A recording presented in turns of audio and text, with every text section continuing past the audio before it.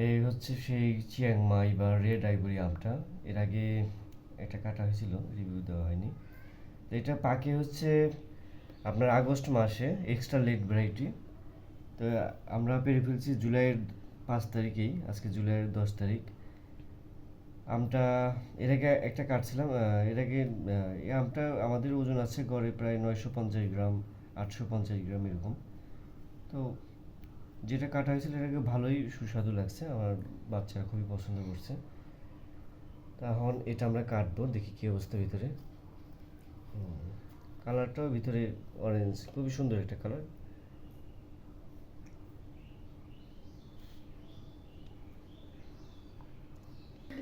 Yellow colour আছে।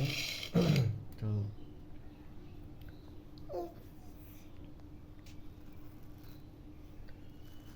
নিজেরা খেয়েছি প্লাস অনেক আম হয়েছে, কিছু বিক্রিও করা হয়েছে 200 টাকা 150 টাকা কেজি ধরে।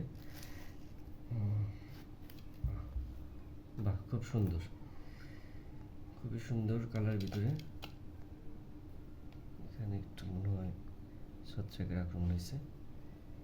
আম্মু আসো, খেয়ে দেখো তো কীরকম বাবা।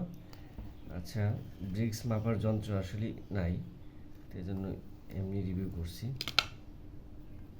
আব্বু তুমি আসো, নাও মা, খাও দেখি কীরকম বলো তো। আর খেয়ে নাও ভালোভাবে।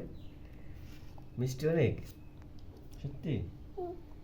মুর্শি তুমি খেয়ে দেখো তো একটু বাবা, মিষ্টি নাকি। চোষা ছাড়াই দিও। হাত ধুয়েছ না? ওই যে নাও, আমি একটু টেস্ট করে দেখি কি অবস্থা।